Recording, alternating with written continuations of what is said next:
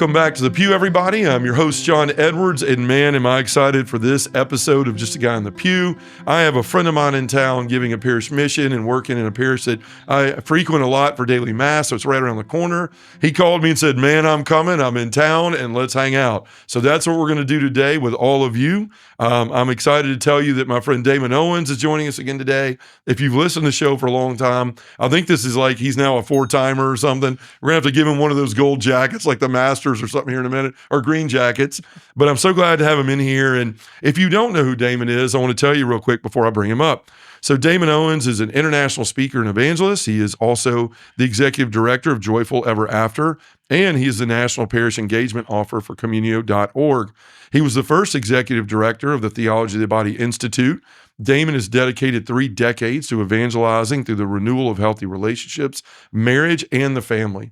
In 2018, Pope Francis awarded him the Benemeritarian Papal Medal for his work supporting marriage and family. He is also an accomplished gospel singer, honored with a solo during the 1995 New Jersey Papal Mass at Giant Stadium, presided by Pope St. John Paul II. Damon and his wife Melanie have 8 children. They live up in Pennsylvania. Is that still where you're at? Or? Still there. Okay. And he has 8 children and 3 grandchildren. He wanted me to mention the grandchildren.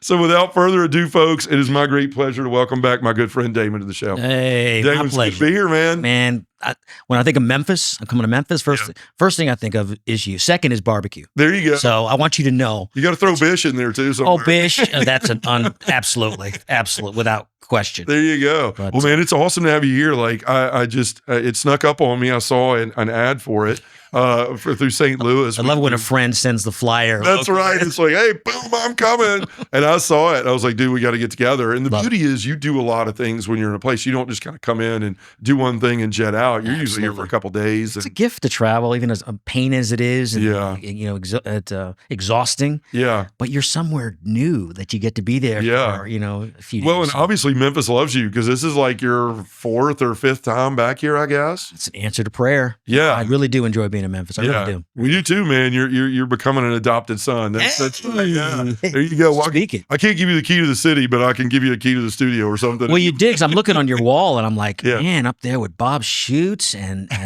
Matt Fradd, and my goodness, I can't see all of them, but I see me right in the middle. Yeah, there's right there. So I get a 4. Yeah, that's right. We got to get you like 4 different pictures, action shots of like number 1, number 2, number 3. That's great. No, but it's great to be with you again, and I'm excited because we're always talking about marriage and things when we're together because that's what that's where you work, right? Yeah. I mean, just like with me with men's ministry, you're really involved in your own ministry of Joyful Ever After, but then also through Communio and the things they're doing there. And so I just, marriage is something that has become not different in the eyes of the church by any means, but the way society looks at it now is different.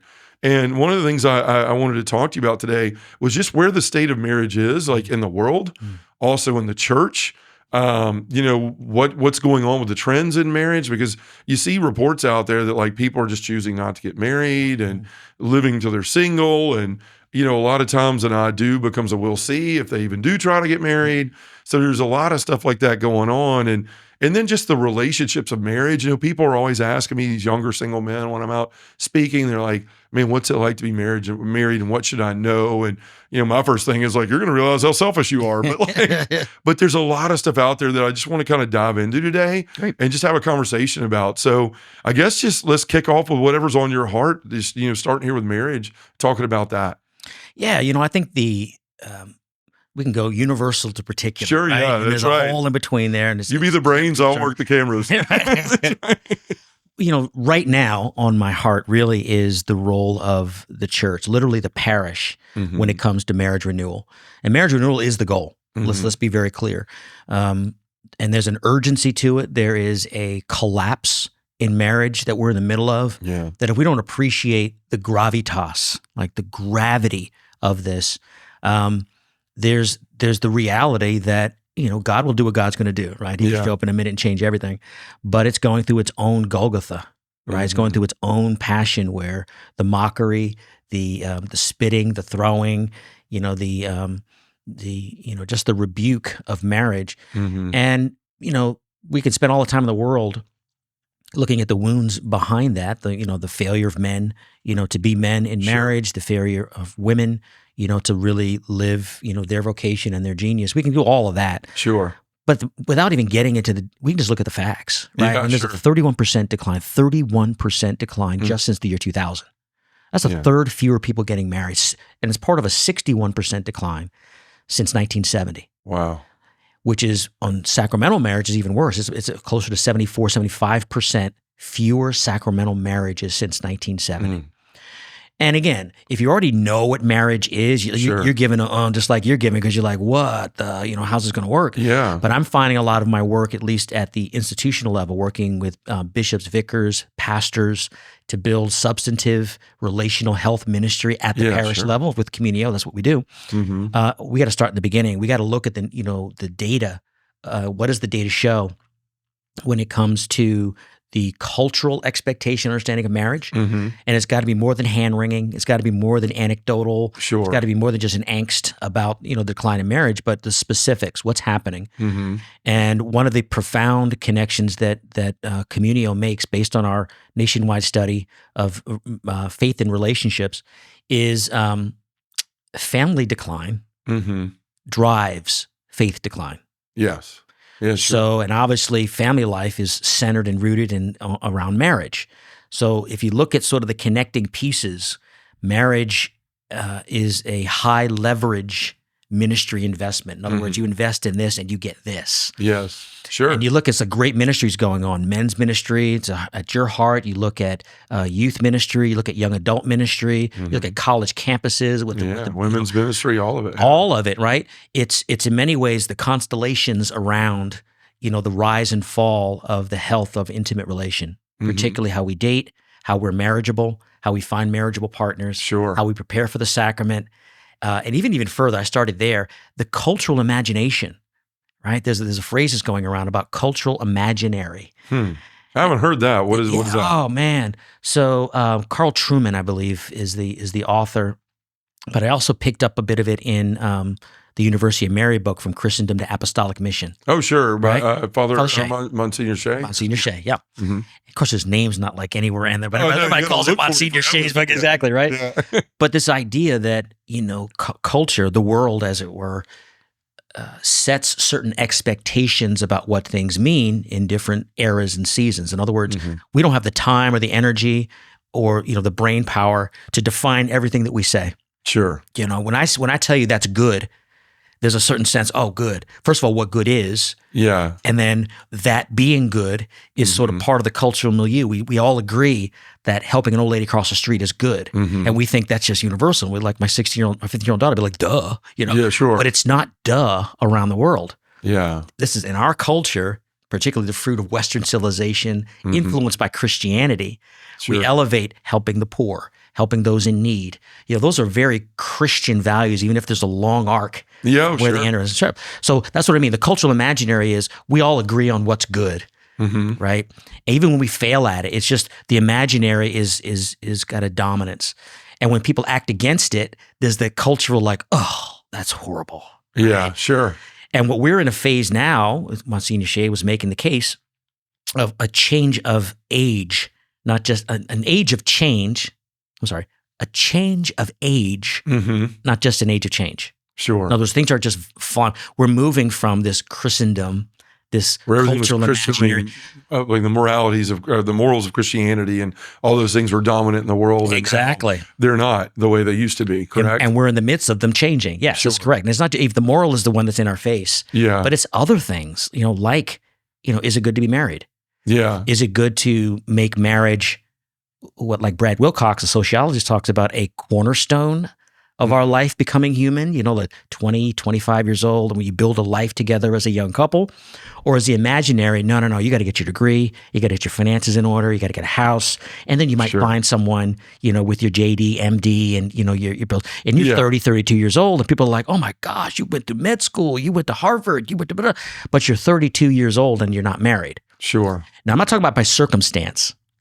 I've been trying to get married. I'm dating. I'm looking for a spouse. By choice. Yeah. So that's where the cultural imaginary comes in, that we've actually placed it's a higher good for your personal credentialed fulfillment than it is we get married at 22. People go, oh my gosh, that's so young. As opposed you haven't lived yet. You haven't lived yet. Nobody says that about getting your PhD at 23. Yeah, that's right. Right? You're like, oh my gosh, you're ahead of the game. Yeah. Well, hey, folks, thanks for tuning in to another episode of the show this week. If you have been blessed by our ministry at all, I would humbly ask you to prayerfully consider becoming a monthly partner in The Pew by going to our website, justaguyonthepew.com, and clicking the donate button in the upper right corner. Your support will help us reach thousands more men through the podcast and through the life-changing groups we're starting for men in parishes all over the country and around the world. We can't do it without you, and every bit of your support helps. So please consider becoming a monthly partner in The Pew today. Thank you for your time and enjoy the episode. So the cultural imaginary is setting what the goods are for us to become fully human. Sure. Right? So in the marriage world, we have to look at those big, broader forces to be able to say, what truly is good and what's in that age of change or change of age that we have to point a finger at and being like, no, you know what? It's not so good in the long run. Yeah. To spend these prime years of your life chasing credential, chasing money, financial stability, all these things, because let's listen to the testimony of those in the 10 years after that. Yeah. 35 and 40 years old, when they find someone or don't find someone, when they find someone who want to have children and they can't have children, or 1 in 5 NFP cycles laser focused is when you're getting pregnant, as opposed to 1 in 2 in your 20s, right? Sure. So you got to kind of look past that. So when I look at the problem of marriage and the collapse, it's 31% since 2000, 61%, 75% Sacramento. A lot of that is the cultural imaginary. We have lost to this point the battle of the objective good of marriage. Sure. Not just the subjective, like it's good for me and therefore was good for you. It's like there is a universal reality to marriage as being foundational to everything else you value, including the economy. Sure. Including, the immigration, including, educational prices and inflation and, all the things that make the news all the time, war, right? Yeah. All of these things are you follow them, they're derivative of something at the core. Sure. And what we know as Christians is it's man, Yeah. right? Made in the image and likeness of God, male and female, with the capacity to enter into communion, which grows the family, which is 2 decades or 3 decades of forming and transmitting to the next generation what is good, true, and beautiful, so that they can turn and make the gift of themselves and the family. It's like investing in, I'm using financial terms because that's what people's authority, a lot of the authority is in these in financial terms, right? The economists. But when that collapses, what happens? Then you have, as we have now, the first time in recorded American history, maybe human, where we'll have more adults not married than married. That's crazy. Bruh. Yeah, I could imagine living life like that. We have, what is the last one I saw? 54% of children born today will reach their 17th birthday without a married mom and dad in the home. Oh. Just let that hit, where the whole lived experience of being human is one absent a resident father. Yeah. And then we're gonna talk about evangelization and discipleship and all these great initiatives to a generation that has not experienced fatherhood, but God's the Father. Yeah. Now Hasn't experienced true love of a father. Yeah. Or even if they did abstractly, they've heard the language all the time. It's not a lived experience. Sure. Even with our broken dads, even you and me as broken dads, right? Sure. There's a baseline in the natural for what it is to be fathered, to be brought into existence, and to have someone whose munus, whose very purpose is to ensure your good. Yeah. Right? So without that, it's affecting faith attendance, the little transmission of the faith. And I know you've had many shows on this talking about the data of a faithful, or at least an attending father, and how that's received in their children. So this is like sort of zooming back and saying, where is dad? Sure. And then in that next generation, what then is the expectation of this new generation of children when it comes to marriage, intimate relationships, and myself as a vocation, a state of life, where I am husband, wife, I am mother, father.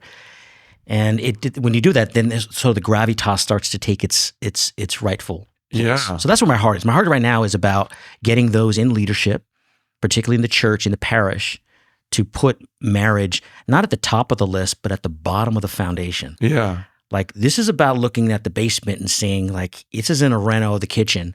Sure, yeah. This is like the crack in the foundation. Yeah, we got to redo the joists. Yeah. We look at this, right? And fortunately, we have solutions to it that are working. But the bigger challenge I have now is just getting the attention of those who value marriage. They know it's good, it's important, but it's in the whole constellation of other stuff. What about our youth? What about immigration? What about all important stuff? But it's like, if we don't have that hierarchy of goods, then, as one example, we spend $4 to $6 billion a year, praise God, in youth and young adult ministry. Think about Focus and the SPOs and the Protestant groups. As Christians, it's about a $4 to $6 billion a year. And I wish it was 40 or 60. It's not a criticism. But we call that the smoke of the problem, right? The children not attending their faith. The fire is the relationship and the family they came from. Yeah, sure. And 85%, 82% of all the churches in the U.S. I got all these statistics. Sorry about that. No, that's fine. I'm a recovering engineer here. 82% of American churches, Christian churches, 82 report spending $0 on relational ministry. Wow. 0. Yeah. So you see and you can again wring your hands and judge, or you can say, like, wow, what a huge opportunity. Yeah. What happens when we start investing in the thing that changes the fire and not just the smoke? Sure. Right, because smoke kills. Yeah. Right. And that's the same approach we take, when we're talking about men's ministry, is just like you look at parishes, and 86% of parishes don't have a vibrant spiritual men's group. And then you turn around and you go, well, what's the problem in the church? Well, one, like you're saying, marriages, but a lot of the time it's an issue with men not being there, not showing up. Right. The stat you were talking about earlier was, 93% of families remain Catholic when the father is leading, when he's present. Yep. And when he doesn't, it drops to 17%. Yeah. And then if the mother's not involved either, it's 3.5% for the children, right? And so it's like and we know that the way the devil wants to attack the faith in the world is through the family, right? Because it images the Holy Family, and so that's why everything out there is an attack on the family, whether it's gender dysphoria, same-sex attraction, divorce, pornography, infidelity, is that right? Yeah, infidelity. So, yes. Oh, yeah. Again, it's Sunday and I've been traveling all weekend. I'm like, did I say that right? I thought it was like a TV term, like high fidelity or something. Anyway, so. Lo-fi. That's right. You can tell I'm lo-fi. My brain's lo-fi right now. But that's what's going on out there, and it's causing such a problem. And everything in society seems like it's just determined to destroy the nucleus of the family because it's going to just then it's almost like there's a free reign of everything else to come in and start trying to control the narrative and lead us in certain places. So, like, what do you see? Like you said in the 70s, like that was a problem. So you're talking like introduction of contraception, things like that, like just the culture of the 60s and 70s and the free-spirited stuff. Is that when this started to decline, or what is that? I think there's a few things that are worthy of, spotlighting. Look, sure. The marriage and family has never been perfect. Right? Yeah. There's no heyday, glory day where we go back, hey, let's get back to the 1840s when everything, no, we're not talking. Yeah, sure. Every age has had sort of the challenges, the outright rejection. It's had the neglect, and it's also had Satan's gaze of just disgust. I mean, his motivation is not just strategic. Sure. His motivation is absolute disgust, because when you look at marriage and family, it is such an icon. It is such an image and likeness of the inner life of God, Father, Son, and Holy Spirit, right? Yeah. It's a disgust. It's a visceral hatred, right? So, but I think it's fair. It's very fair to look at what was different about, the mid 20th century that allowed such a collapse in marriage and family outside of wartime. And I think it is contraception. I think and very specifically, it's the promise of artificial contraception. I hate that word. No, it's the promise of the pill. Sure. Let's put a point on it. The promise of the pill, late 50s and the 60s, was everything that every broken human being wanted in all of human history. Get what you want without any consequences, boom, right? Boom. Yeah. And it was very explicit. We have now conquered, this thing, just technologically, I know we're a little bit off here, but the ova was not discovered. The woman's gamete, the ova was not discovered as a reality until the mid 1800s. Wow. Right? And then the function of it took another 100 years. To discern, To discern, and the spermatozoa. We didn't have the technology to understand these things. So what was rapidly happening with technology in the early 20th century was immediately applied to this problem of sex making babies. Yeah, sure. Let's just name it, right? Yeah. Sex making babies. And people knew that in the broad sense, but in typical Western technology foundation, we want to get down to the we think the truth is in the atoms and is in the quarks, but it's not. The truth is in the relationality of how things are together. It's another podcast. Sure. But by late 1950s with Dr. Rock and the technology of contraception, they had applied that understanding of reproduction, right, the biological function, to say, hey, here's the process, whether it's hormones, whether it's biology, whether it's, and therefore, not as, wow, amazing, that wonder and awe that leads to reverence. It was like, oh, good, now we can control it. Sure, yeah. And the control is, okay, we can either stop the male gamete, or we could block the female gamete, or we could block the way that they meet each other. Sure. Right? And when they looked at the chemicals to stop men from, having sperm present, and they were like, oh yeah, we don't want to do that. Let's go to the women. Sure. Yeah. Let's put it on them. Let's put it on them. Right. Yeah. So the focus on the women's fertility carried with it the promise that every man wanted to hear, that you can have sex and not have children. Yeah. And many women as well, like the broken ones, right, who through abuse or through, violence or even through, sexual desire, wanted the same thing. But they had to be sold.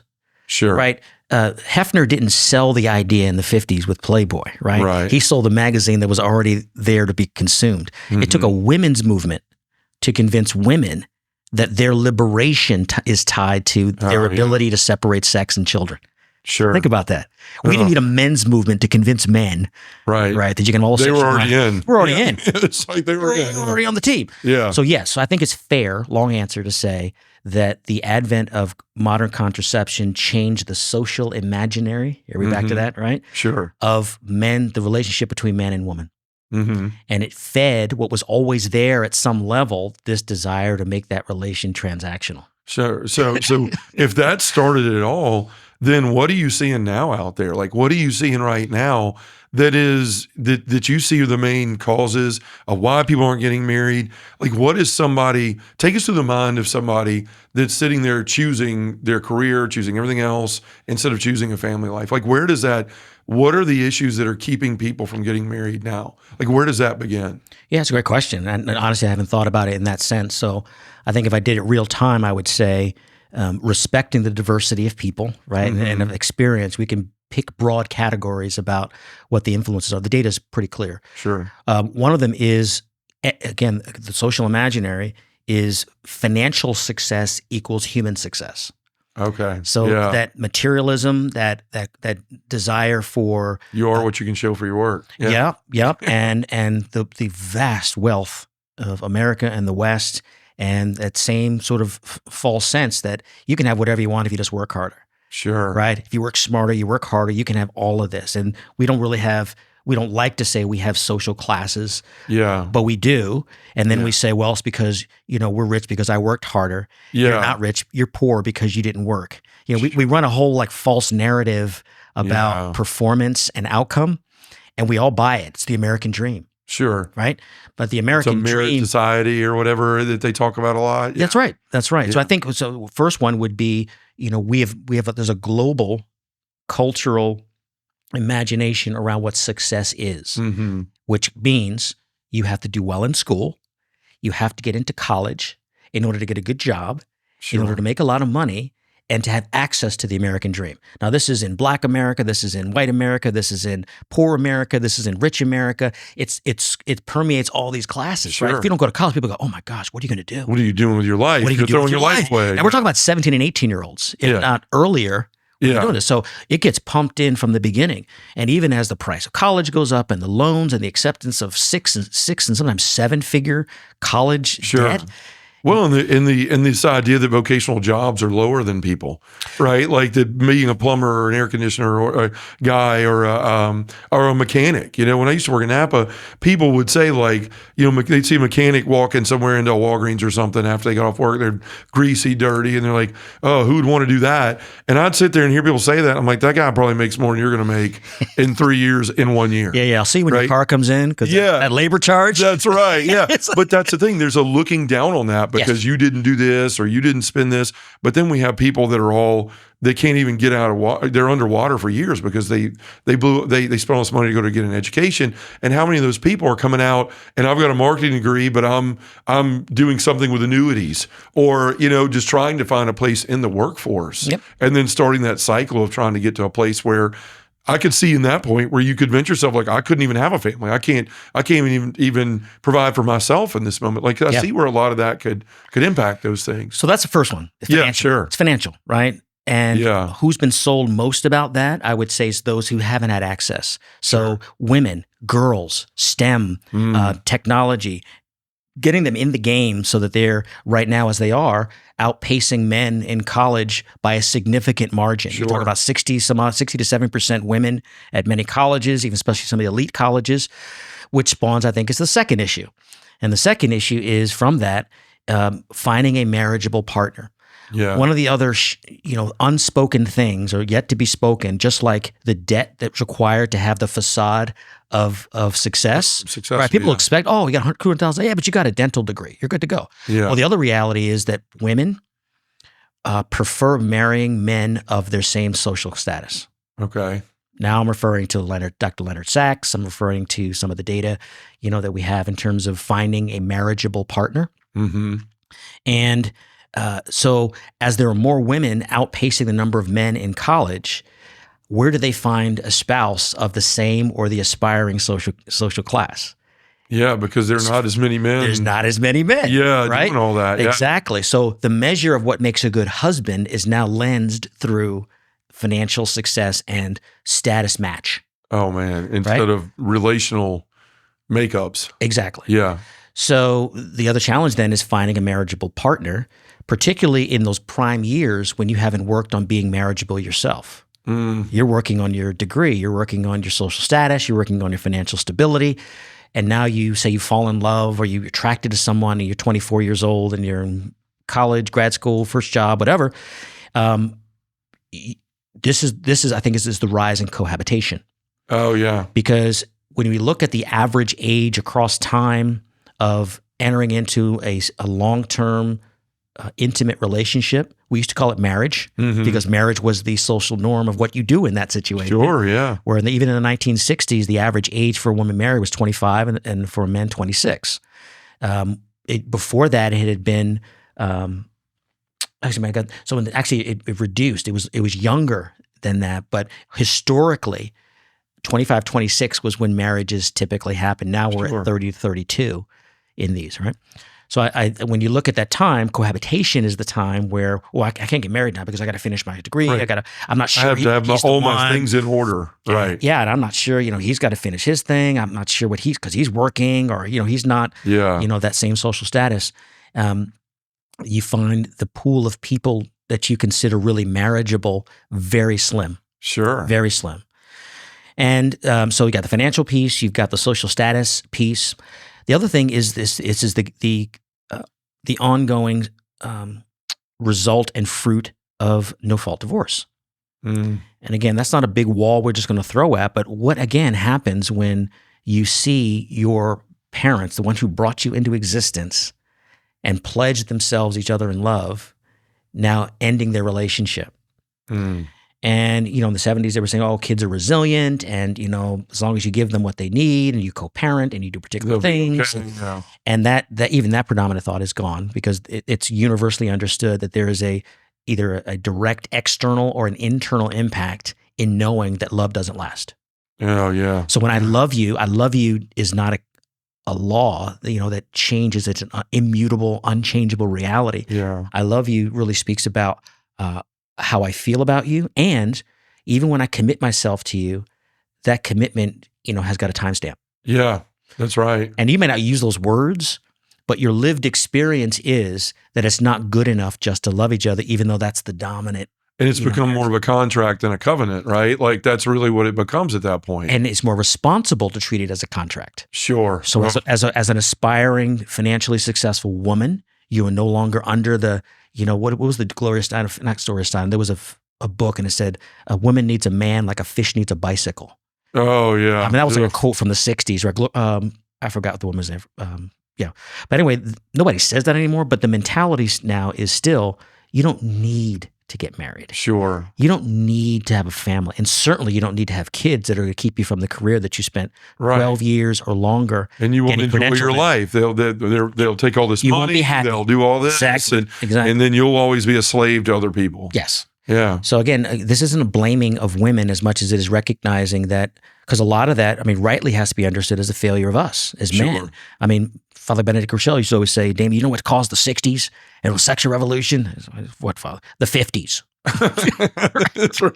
Right? Yeah. So there was clearly something deficient, something, broken there that caused this rebellion, among that wave of women's liberation. So we have to be fair if we're going to look at but we can also look at the data. Sure. Right? So financial impact and the social imaginary around finding a social, somebody of your same social class, and then the lived experience of not being so sure that this marriage is going to last. How would you pledge yourself forever? Yeah. Or for your whole life. Sure. When you've seen that kind of failure. So I see a lot of those as opportunities, because every one of those can and ought to be addressed from the very beginning.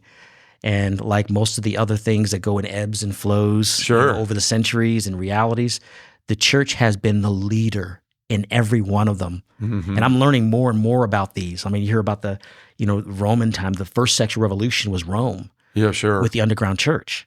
And the underground church now living in a way that was so counter to the sexual depravity of main Rome, that was the social imaginary.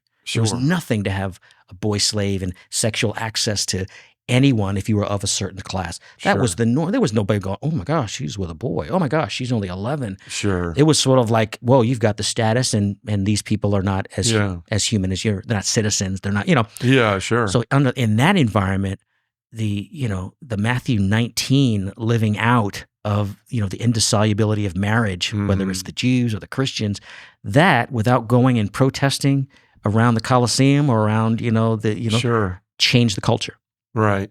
You look at, in the 1800s, not the 1900 prohibition, but 100 years earlier, the church's role in reducing the rampant alcoholism of America. I heard the statistic the other day that was in the mid 1800s, probably like 1830 till about 1890, before the church got the success. The average American, if you took the total number of Americans and the total amount of 50 proof or higher alcohol that was consumed, it was something like 1.5 liters per day per person. Oh my gosh. Now that includes kids who aren't drinking. That includes, I think it was de Tocqueville said, Americans drink from the break of dawn to the break of dawn. Yeah, that's nuts. I mean, jails were full. Yeah. Violent crime, theft. I mean, all things you'd expect from that kind of level drunkenness. And it wasn't the government that put an end to it. It was the temperance movement. Of the Christian temperance movement, not prohibition. Right, sure. Prohibition had a different purpose 100 years. It was a different approach, right? Yeah. But the temperance was they made it shameful, right? They dealt with their husbands and their church members and their pastors, who were the drunk. And that was a huge social revolution. So by the 1890s, it had reduced so low that, then a different movement started about making it illegal. Sure, this, right? And now that gets so my point is the church has had this power of cultural change, and I believe at this time of marriage collapse, the church is going to do it again. Yeah, and I mean, you see the things with Humani Vitae, you see the theology of the body, which I mean, I know you believe is the answer to a lot of this, it's the lens, and I do too, right? Yeah. To look through things and being a gift and seeing the other person as a gift and living in that area. We've talked a lot about like the struggles and why people aren't getting married. So what do you do about it? Like, what do you do about it? Like, where do you start? Like you said, you've got solutions and things. So what, from your perspective and from Communio or from Joyful Ever After, like, what are you doing about it to start answering these objections with truth? Yeah, I think our last 3 popes, including Pope Francis in the last, 11 years, they've been, I was going to say eerily, they've been beautifully in sync. Sure. In terms of, how we move as a church to be relevant in these. And it's not doctrinal. It's not even, by edict. It's what's a real pastoral solution, one that takes into account the unique situations of each, but also empowers the local parish, which is the church. For 98%, 99% of us, Sure. when we say the church, we're talking about our parish. Yeah. How does the parish take on a significant role in building, now in our language, a community, building a relational hub? Yeah. And by that, we're looking at the entire sort of circle of building intimate relationship, understanding marriage as vocation. And in the same way, just real parentheses right here, Sure. in that same collapse of marriage and family, we know the same kids come for the both vocations from the family. Yeah. Either celibacy for the sake of the kingdom, or priests, religious, right, consecrated virgins, or marriage. They come from the same families. Yes. While sacramental marriage is down 75% roughly, the priesthood is only down 35%. Wow. So I put that on the emphasis of Vocation Sunday, of vocational camps, of a priest. You have a vicar of, vocation. You have somebody focused on this for the last 40, 50 years. Turning your efforts towards that. Yeah. Beautiful. Praise God. Just praise God, full stop. Yeah. We need that same, we've presumed that marriage is fine, Sure. when in fact it's got twice the decline and collapse of the celibacy for the sake of the kingdom. So I think the role then is going to be one of just attention, and making this not some office, not some just office at a diocese, which is great.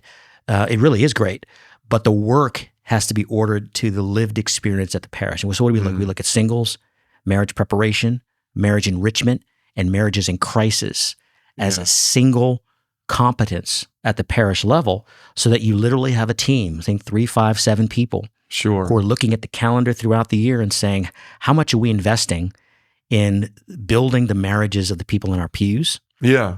And making it attractive to people who are not in our pews to come to do things. So this is not a theology of the body talk that, those are beautiful, those happen. This is conflict resolution. Yeah. This is temperaments. This is learning to your vocabulary wheel of emotions, right? The stuff that allows you, when you're sitting in the quiet, or it's not so quiet with you and your spouse, Yeah. and the temperature's up, and you're hurt, she's hurt, one of you's hurt. Well, how do you deal that in a way that actually grows intimacy in your marriage? Sure. See, those are the questions you ask. Even that question speaks to a strategy, and you have to learn that. Those are skills. Prayer is essential. The sacramental graces of marriage, irreplaceable. But everything we know about the spiritual life is that it builds and perfects the natural. Yeah. Amen. Right? The grace builds and perfects nature, which means the first 2 decades of our life, sometimes 3, are about building our nature, even though we have the sacraments there, baptism, oh my goodness, confirmation, the Eucharist, confession, reconciliation, all those things are essential, right? It's part of our building, but it's like a dance. Yeah. Because at the same time, we're learning how to apologize to our sister. Yeah. At the same time, we're learning how to get up and do the things hidden, like make your bed up, take shower, brush your teeth because your breath stinks. Yeah. We're learning all this stuff, right? In the natural. Fundamental things. Yeah. Fundamental, that those are skills. It's skills to do things you don't feel like doing. Yeah. What do you do when you're lonely? When you're bored, sad, tired, Sure. anxious? When the emotions are high, how do you show up? Yeah. And that's family life, man. That's what we're essentially teaching with chores and getting up and go to school and doing your homework and cleaning up your room. We're just like, build agency, and it takes decades. So where's the agency and the skills when it comes to intimate relationship? Being able to look someone in the eye and actually let them know, I see you. Yeah. As opposed to being afraid, allowing yourself to be seen. Here's a quick thing just to jolt the people who are married. Yeah, please. Right? The Gottman Institute, secular Jews, some of the most foremost research in marriage. We take them for what they do. We just don't take their conclusions, right? Genius. 2 out of 3 conflicts in marriage, of this exceptional 7% of marriages, 2 out of 3 conflicts never get resolved. Wow. I can believe it. I can believe it. But did you always believe that? No. No. Right? We go into marriage thinking, oh, you know what? We're so in love. We're going to make sure that we're not going to have the conflict. Oh, we never fight. Sure. Like, I've had couples tell me all the time over the years, 20, 30,000 couples in marriage prep. We're really compatible because we don't really fight. And it sounds really good. Yeah. It's just not good in sound. Sure. Because the reality is those conflicts are a gift. Yeah. We hate to say that we're married because it sucks to be in conflict Sure. with your spouse. It's a training ground It's for marriage. training. So yeah, it's what it is. You learn from those places. Yeah, that really hurt me. Yeah. Even to be able to say that takes a certain human affective maturity Yeah. to recognize, oh, I was hurt by that. This person hurt me. Why did it hurt me? Why is one, but Yeah. you know, we initially think, oh, he did it on purpose. Sure. Yeah. We the whole narrative The way and the we thought receive. behind it. Yeah. The fact is, I was hurt, but the thought of that hurt was me ascribing to Melanie, in my case, Mm-hmm. a thought, a narrative that Assuming everything. Yeah. So there's a whole workshop we do that with Joyful Ever After with people. Sure. Yeah. But my point is, you can learn those things in friendship. You learn those things as a sibling. Mm-hmm. You learn as being a son or a daughter in a house that's teaching these to some degree. But when you get to intimate relationships, you're learning this. It's like flying the plane as you're building it. Yeah. Marriage is like It is, yeah. And I couldn't agree with you more. I mean, it reminds me of the teachings about suffering. Suffering can just be suffering if you allow it to be. Or what are you going to learn from it, right? What that God is punishing me, or is God allowing me to come out of a place that I've been stuck in? two different thoughts. Right. And we always look at those things, and like you said, we assume they did that on purpose. They know that bothers me, and they did it anyway. I told you 1,000 times at this, and you did it again. Yeah, I mean, and Angela and I go through those things all the time, and we pour into through different marriage retreats and through different things that we've done, trying to figure each other out better, because we work so hard on everything else in our life. Yes. In our ministries, because we're in ministry, but like in your job, in your friendships, in the way people see you, all that stuff, we put so much effort out on these forward-facing, I don't want to say facades, but the way that we put in front of people. Facts. But the one thing that matters the most, that everything hinges from, that not only your future, but the future of your children, the way they're going to see love, the way they're going to see family, we don't work in those things so much. And there is, especially with men, because I know I've done this forever, and I still do it if I'm not careful. It's much easier to go drink 4 beers and forget about it than it is to pursue what's going on. They'll eventually get over it, right? She'll go to Target for 3 hours and come back and be fine. And then I'll bury my head in the sand, and then everything will be better.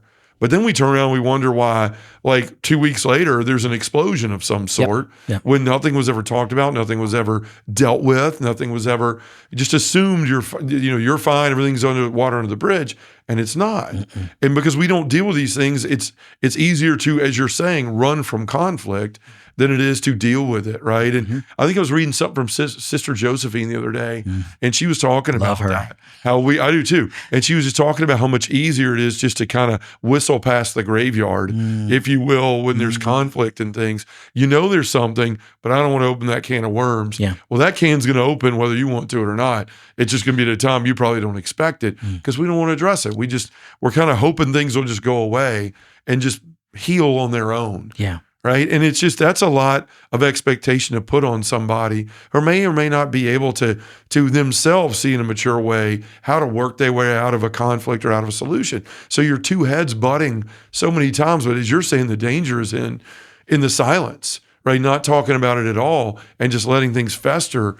And then these small things start to build on one another. If I'm way off, tell me I'm way off. No, you're preaching. You're preaching. And as you're thinking that, I'm looking at, where we have looked to, to address that. And one of the things, I think it falls into a big bucket that Melanie and I bring to the table because we haven't seen it, as widely. So we call it the public dimension of marriage. Okay. Yeah. And it's kind of, whatever phrase, but it's recognizing that exactly what you're saying can't be done in isolation.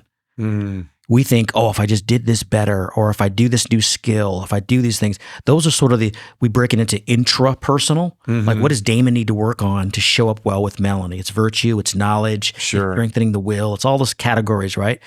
And then there's also interpersonal. There are some things we need to work on. This is how we talk to each other. This is how we don't talk to each other. This is how we recognize this is not a good time to talk. And this is how the time where I need to get, before I can, they're interpersonal. Sure. But then the other piece is there is a connection with other married couples. There is a tribe that gives us, like fighter pilots, it gives us your wingman. Sure. Accompaniment. You got all these phrases now: journey together, the marriage catechumenate, accompaniment. This is what I meant by the 3 previous popes encouraging marriage in its public dimension. This is my language. Sure. But basically under that umbrella, it means, a peer is someone who's in that same season of marriage with you. Think newly married first 5 years, very difficult. First child in the 10 years, very difficult, right? Teenage years, empty nest, health and death, right? These phases of life that come through. Having someone who's at a peer level, who's with you, having someone who's been where you are in terms, it could be mentor, but it's just friendship. It's friendship, right? Sure. And then being available to those who are just starting out, who you've gone through things. Even when you think you're a young couple, isn't it amazing how fast you go from newlywed to the old head? Oh yeah, I mean, sure. It's like it's amazing. We was thinking of the young couple. Now we're the old couple. Right? Yeah, but even as a young couple, married 2 years, you have a wealth of knowledge for the newlywed. Yeah, sure. Right? You're married 10 years and you think, oh, we're just married 9 years. We don't have, when you meet someone who's married 4 or thinking about having children or trying to have kids and you've got your first. So my point is having that, all the sort of dimensions of the relationship means that just being around each other.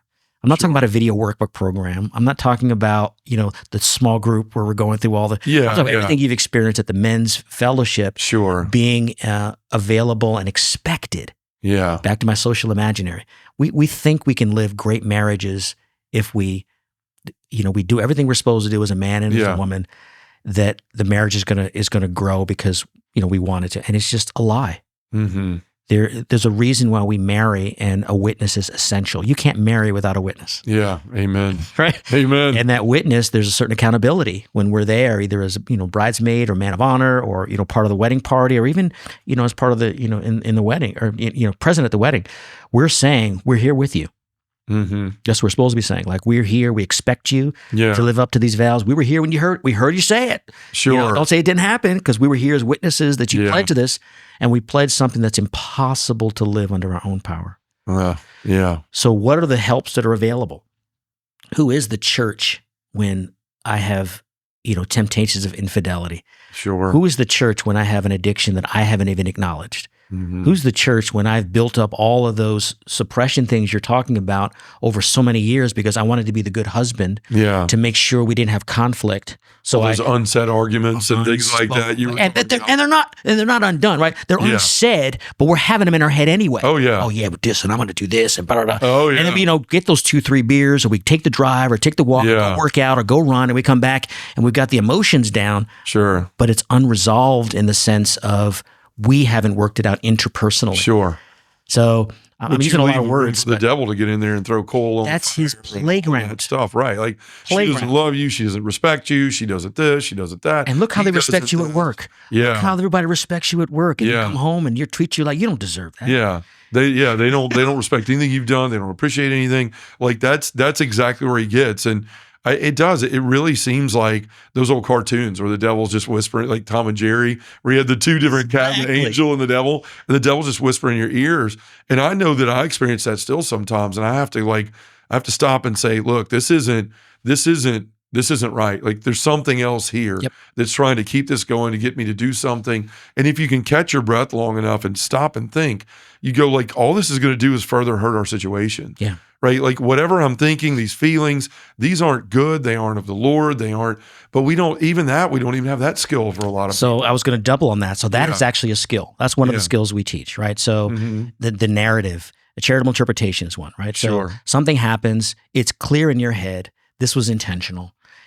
She knew this was going to hurt me. It happened anyway. Yeah. I told you 10 times this was important to me, and you didn't do it. And this goes both ways. I'm hearing wives being like, wait, that's what I say, right? Yeah, sure. But you say that, but at that moment, you have the power to separate the fact of what happened, your thought about that fact, which actually is what leads to the emotion. Yeah, I'm borrowing this from Metanoia Catholic. We're in coach training with Matt Ingold and Aaron Ingold, but they're taking what is essentially the anthropology, what it means to be human, and recognizing that every emotion we have, every one of them is driven by a thought.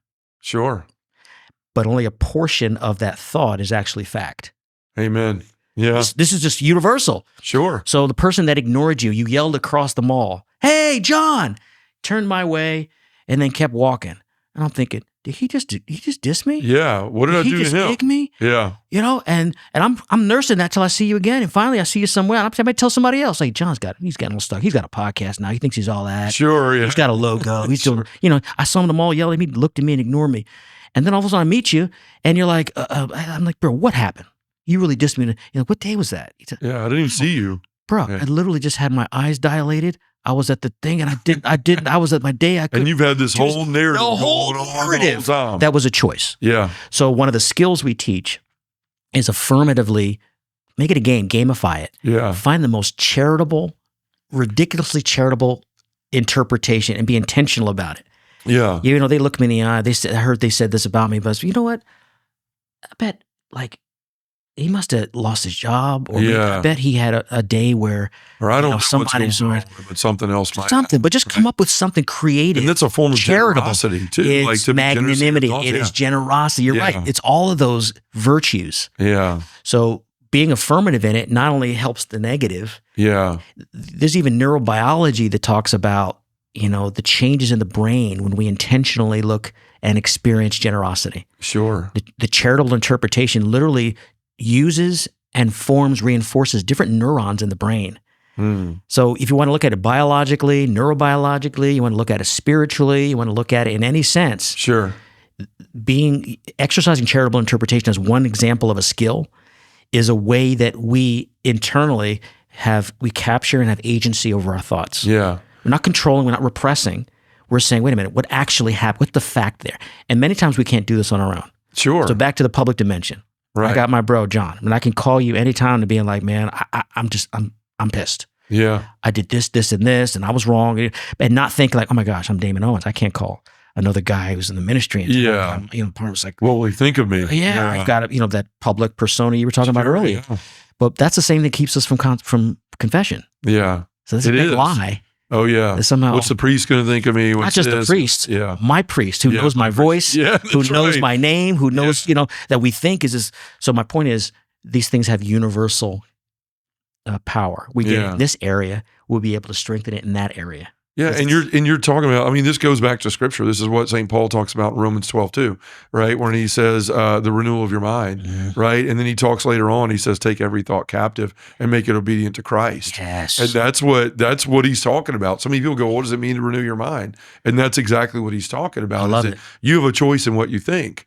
Right? Like we have a proclivity sometimes to just to assume the negative because of the fall and because so many other things in previous experiences where things have happened to us. But what he's saying there is what you're saying. Like you have a choice in what you think. You do. And that choice is paramount in the way you're going to react and the relationships you're going to have with people on how you assume that choice or make that choice. And the help, absolutely, 100%. And as we're doing that renewal of the mind, or the church calls metanoia. Sure, yeah. Right? That repentance, that move, we have natural assistance in terms of friendship and in terms of skills, and we still have the supernatural. Sure. We bring Christ into that. We let Christ narrate us. We deliberately turn to him and ask him, in real quiet time, help me to see this as you see it. Yeah, amen. Look, you know what I say that and I'm like, that changes everything. When we do that, Lord, help me see that the way you see it. Father, help me see this through your eyes. Yeah. We've deliberately made a decision that affects our intellect, what we know. It affects our heart and what we desire and feel. And it changes our will because the act is an act of the will. Lord, let me see. We give him permission. Let me see through your eyes. There are real things that it's such a beautifully integrated way. And we talk about the distinctions of nature and grace, but the reality is that they're inseparable. And this is what you wind up with is joy. Joy. Which is your thing, man. You've been joy at everything for years. That's where you find joy because you're not... It's such a gift when you can get away from like what's fair to me and what I want my ounce of blood in a marriage for this argument or that, and you really learn to love the other and put the other first. And what you find is peace. Like I think I talked about this on a podcast a couple episodes ago, but I had come home from a trip. And I was exhausted, had a little plane trouble. Like, hey, I'm going to get home at 8:00 tonight for the first time ever. And then, oh, we're sorry, but there's been a weather delay and you're going to miss your connection. Now you're going to get home at 1:30 in the morning. Right. And so I wind up getting home Sunday. All I want to do is just relax. Like I want to sit out here on this patio, have a cigar if I want to, just relax and enjoy myself. And it's the day before St. Patrick's Day. And Angela's parents her mother is Scott Irish. And so she's like, I want to have corned beef and cabbage and everybody over. And I'm like, I don't like corned beef and cabbage and I don't want to go. And this couch is nice and it's 70 degrees for once. Yes. And I want to sit here and just chill. And Angela's like, really? I went to your dad's for 4 days last week on spring break. 4 days in the farm. I took off from work when I was super busy and was down there doing that. And you can't go to my mom's for 1 hour. I was like, look, I mean, you're just going to sit there and talk to your parents. The kids are going to be bored. They can stay here with me. You can go have a good time. All I was saying was like, see, this is good for you. Yeah, right. But all it was good for me. Right. And it was my idea of winning to get what I wanted when in fact it was losing. Yeah. Right. Because my wife's sitting here going, I loved you well, you didn't love me. Yeah. This isn't reciprocal. Yeah. Right. And then I think, well, okay, I got what I want. She's going to go. She's going to have a good time with her parents. Probably go, you know what? I enjoyed them not being there. But the reality was she was going to wind up coming home and going, now we're going to talk about this. Yeah. Right. Instead, I got up and I went because I started to realize how selfish I was being. Didn't matter how tired I was. I chose this. The Lord asked me to do this. I chose to say yes. And so my family shouldn't take a back seat because of the choices I made. Right. And so I just say that as an example of what we've been talking about here, because it's really about dying to self and putting the other first. It's hard to do unless you have the tools you're talking about. Yeah. And you even see, we talked about this before we started, as we kind of, take this a little bit further and get close to kind of winding up here. You've talked about marriages that aren't in a way, right? Or the in marriages where everybody thinks they've got everything perfect. They're Catholic. They got 7 kids. Everything's beautiful. It's like the picture of the way the family's supposed to look in the church. But how many of those families too? We've been talking a lot about people not getting married, but how many marriages are ending today? Right? That everybody looks and says, oh my gosh, he's a deacon. Or this happened, or they look so happy and so perfect and they're so formed and they're at everything at church. And then all of a sudden it's like, what do you mean they're divorced? Yeah. What do you mean they're split? Yeah. What's going on with that? And what does that have to do with all of this? Man, thanks for going to that side. Yeah. Because we can follow everything in between, but sure, we bound it by these. This is what really changed Joyful Ever After, our ministry.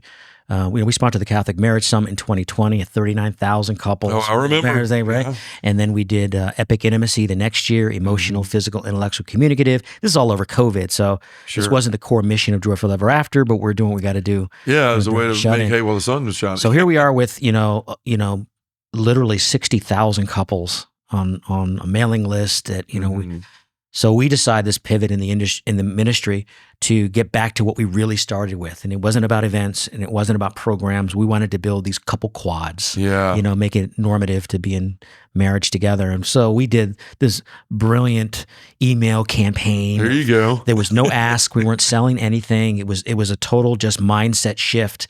We're not your event planners. We're not your programmers. Here's the heart of Damon and Melanie. And we did a 7 email sequence, all story narrative. It was beautiful. We really told our story. Sure. I got a lot of help from this. Not like I know how to do it. Yeah. Man, we got into the 2nd or 3rd email of a 7 email sequence, and the responses started pouring in. Now, mind you, no ask. Yeah. Just, hey, if this resonates with you, let me know.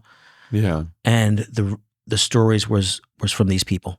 It was from, we have done everything. I am lector, DRE, RCIA. I am a prep teacher. I am a deacon. I'm a theologian. My wife and I are theologians. Yeah. I mean, I'm not exaggerating. We had over 600 responses that were not like, hey, great, thanks. This is good. Oh, this is so helpful. Narratives. We're broken. We haven't slept together. We haven't slept in the same bed in 2 years. We go through the motions in this, but the reality is I'm frustrated. I'm done. I mean, 600 of these. That's crazy. We made the mistake of sending it to the whole list. We should have just sent this out. We weren't asking for anything. Sure. So we were just trying to sort of move the ship this way. And I share that with you to say our response, that gave us, the concrete visibility to what's happening unseen in marriages of people in the pew. And it would be another year before I would get connected with some of the actual data from Communio and the nationwide study on faith and relationship. And I was like, that's it. And it says that on average, 1 in 5 couples, 1 in 5 self-report struggling in their marriage who go to mass every Sunday. Yeah. That's 20% of those on Sunday mass attendance. Now, interesting too, women were twice as likely, the wives were twice as likely to report the struggling men. Man, yeah. I can't let people know because I'm a man and I don't need help. I don't know. That might be, you're right. That's part of it. I think the other part, we're just clueless.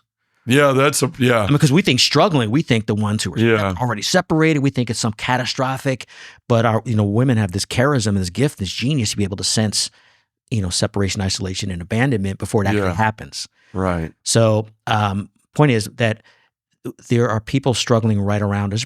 We're struggling. We think our struggle is somehow,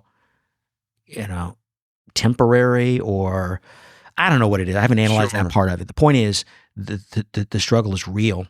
Mm-hmm. And it's amongst people who are coming to mass with us every Sunday. Yeah. And there's nowhere to go. And people say, go to therapy, go to a couples thing. And there's varying degrees of success, or like marriage prep. There's varying degrees of success that are around there.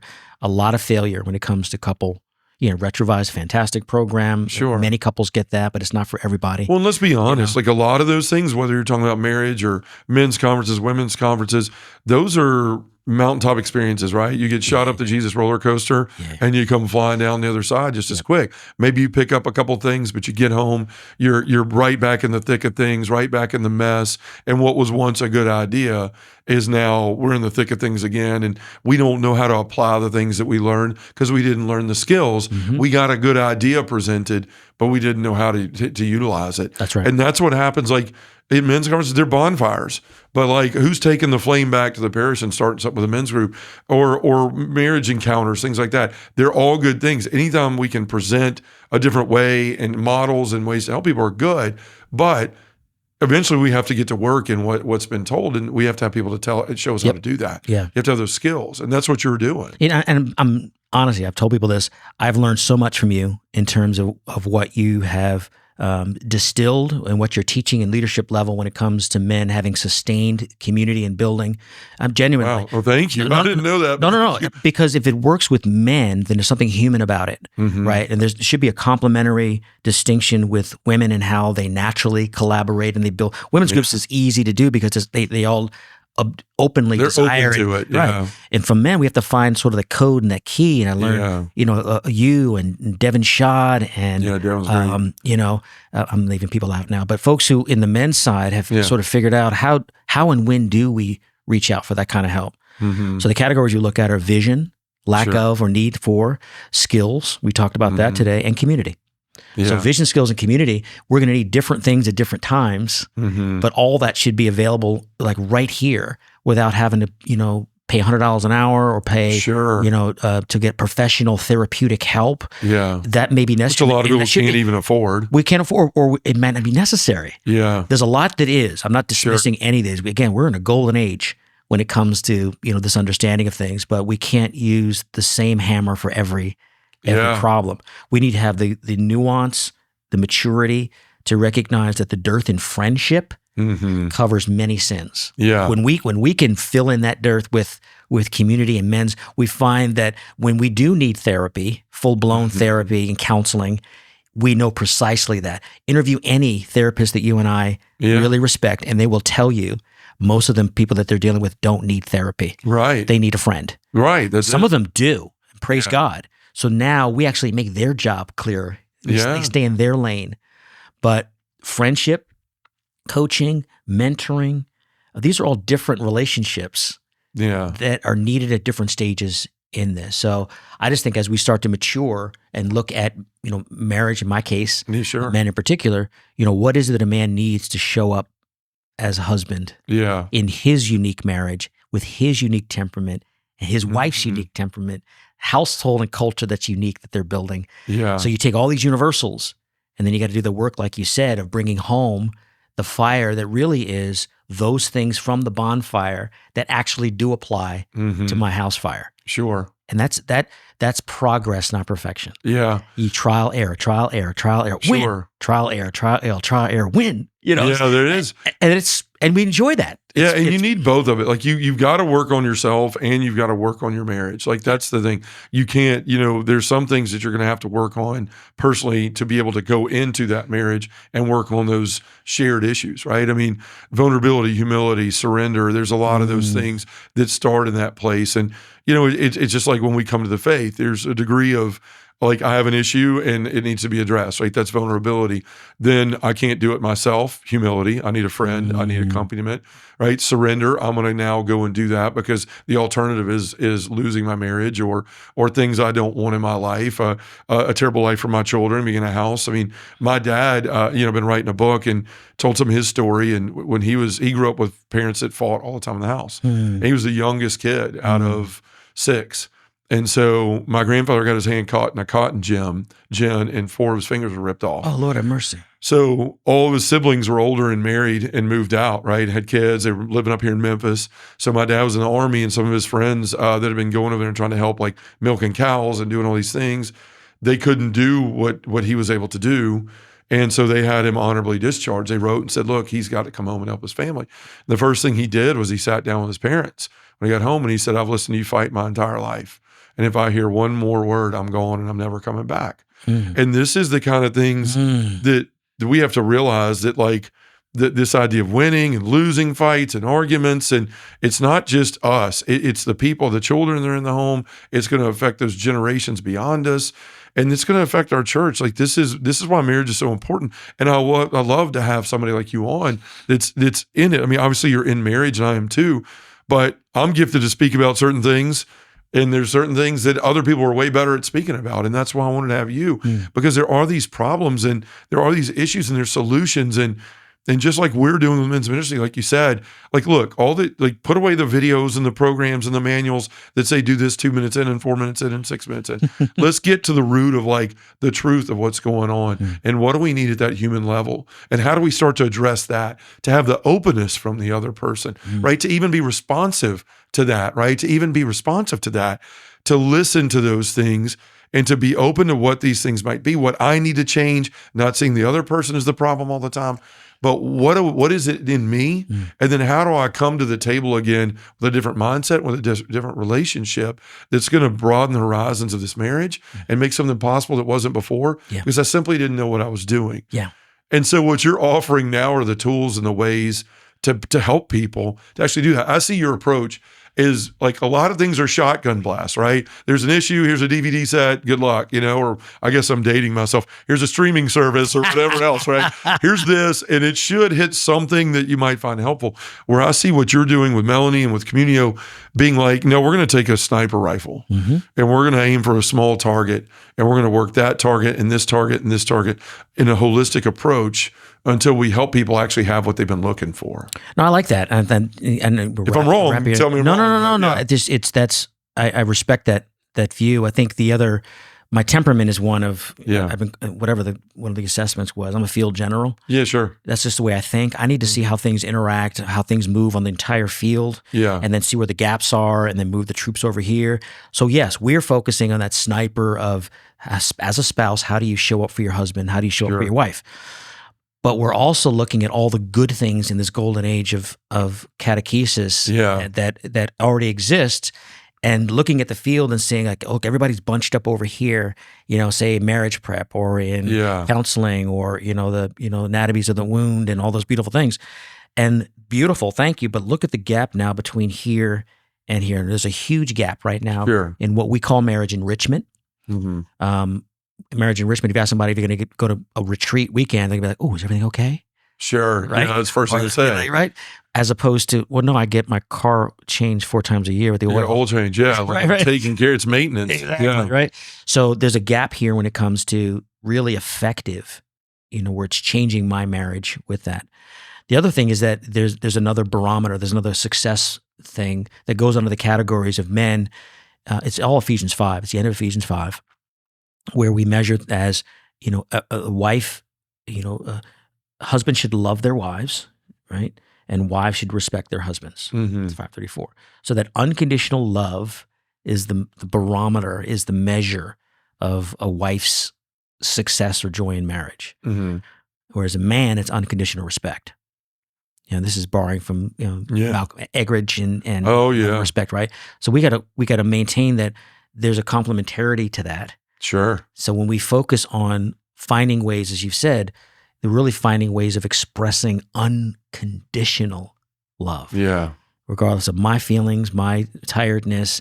And I got to build to do that because I'm just as tired as you are when I come home. I'm just as eager That's the for carrying comfort. of the cross. That's the dying to yourself, carrying the cross. But there's many ways there are to carry the cross. Yeah. Right? We can carry crosses and we'll be like, oh my gosh, I'm carrying my cross. My Oh, cross is so yeah, heavy. yeah. Look at me. Everybody knows you're carrying it. Exactly. Right. So my point is that Yeah. we're seeking this perfection, but perfection is like north. Yeah, sure. We're about progress.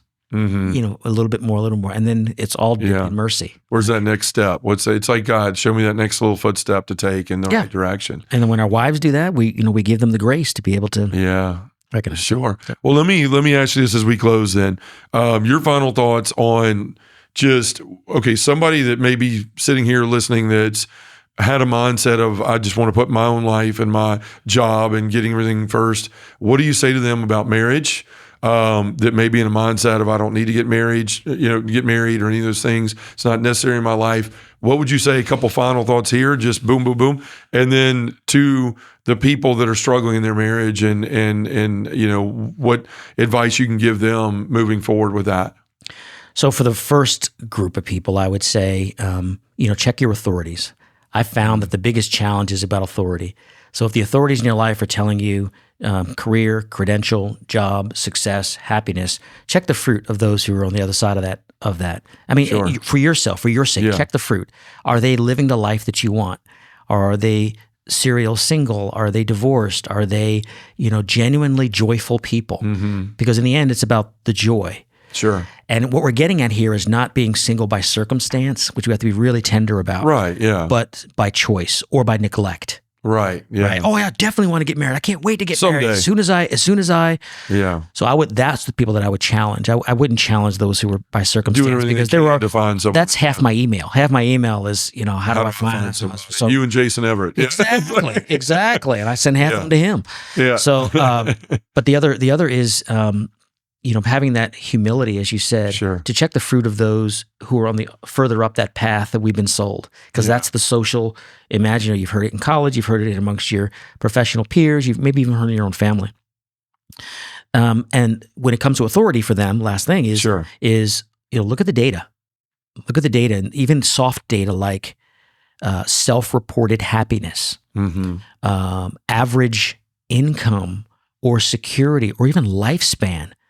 Mental health. Sure. So when you look at all that secular data, even sexual satisfaction, if you want to put that, you look at every piece of secular data, and you find that people married for life, long-term married people, are the happiest people in the culture. Sure. That's not a Christian just saying. That's not a Catholic just saying that. It's just a fact. It's a fact. Yeah. So there's something about the struggle, the pain, the risk, the growth, the reward, the conflict, that in the end, they self-report happier than those who are going it alone. Mm-hmm. So use that knowledge and that data to say, oh, maybe I need to prioritize this. You say it's a good, and I believe you. Sure. Maybe it's a good or good.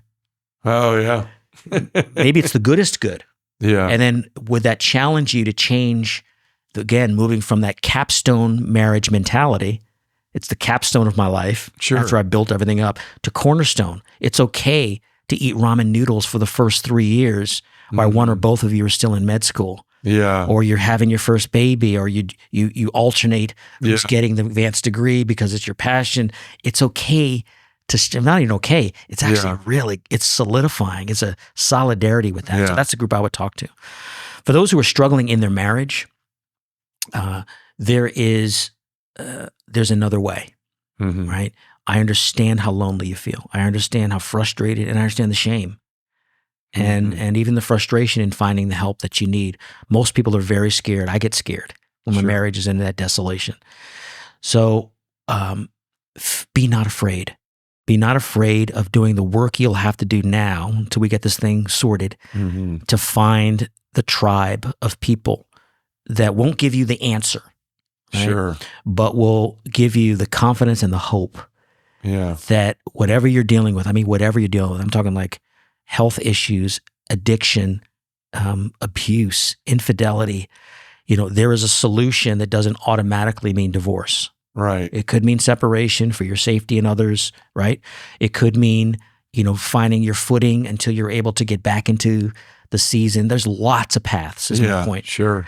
And finding a tribe of people who are marriage supportive are the people that will help be creative with you. Yeah. They're not going to judge you about that. They're going to be the ones who are going to be like, you know what? Everything is present to you right now. Yeah. Your safety, your joy, your happiness, your fatigue, your, all that stuff. And they kept to show like the nuance of the horizon and saying, you know what, the first thing here is like you need some self-care. Yeah. Like you're exhausted. You are physically tired. You're getting sick. Sure. And you can't make good decisions in desolation. No. And you can't make that decision for yourself, and I'm not talking about getting your nails done only or, things like that. Those are fine and delights. I'm talking about leisure. Yeah. That leisure, that authentic leisure that recreates us to be able to be in more intimate union. And only a friend can give you that confidence, that hope to do something that you would, I have this joke with Melanie when she does this stuff all the time. And it's not really a joke. It's a reminder. Why does mom always eat last? Why is mom always, I'm going to go on 5 days and I'm looking forward to be with her. I say, hey, let's go to breakfast on Saturday. She's, oh, that's great. Nathan hasn't, why don't you take him out? Because he hasn't seen you. He's acting up a little bit. And she's 100% right. But I asked her, I said, why does mom always eat last? I know. It's just, but it turned out, I took him to breakfast and then later on we spent the day together, doing stuff. But you got to find what works in your marriage. But I want, you need that tribe. You need permission. You need real friendship to help you to sort out. Everything is not urgent and all at once. Everything's not flat. There is a hierarchy. There is a distance and a horizon. Sure. But when you're in that pain, when you're in that desolation, you can't self-navigate. Yeah, you can't go it alone. Yeah. So we need whatever it takes to get that hope back and to restore that hope for the next thing. That's what a friend, that's what Jesus, that's what saints, that's what, real flesh and blood people with us now ought to help us do. But do not despair. Amen. Despair is an enemy of the devil, and he uses this to keep us from being sons and daughters. Amen. Amen. Well, Damon, as always, it's such a joy to have you, man. You're so kind to do this in the midst of everything else you have going on here in town, and you're such a gift, man. Like your experience and just. Do we either do it here or do we do it, in cigars? Yeah, that's right. We talk about this stuff anyway. I'm game, but you're here for another couple days, man, so we can do it out there too. Yeah. But before we go, please tell everybody where they can find what you're doing, where they can find Joyful Ever After and help there, or Communio. Just let her rip. Yeah. So Joyful Ever After is our ministry with, direct ministry to couples. Communio is where we help parishes to become all that they are, and we're hugely successful. We've been credited for 24% decline in divorce in Jacksonville, Florida. Wow, that's incredible. Engagement, right? But you can find all of that under just my name, DamonOwens.com. If you go to Damon Owens, DAMON, Owens.com, I've got sort of the listing and broke down, for your marriage, for yourself, and for your church. Awesome. Well, friends out there, if you're struggling with your marriage, or you're a person that's in the midst of trying to discern marriage and you're looking for help, you're looking for guidance, check out all that stuff of Damon's. Damon, again, thank you for being here, brother. It's always good to see you. I love you, man. Easy peasy, lemon squeezy. All right. Bless you, brother. Thank you. See you next time.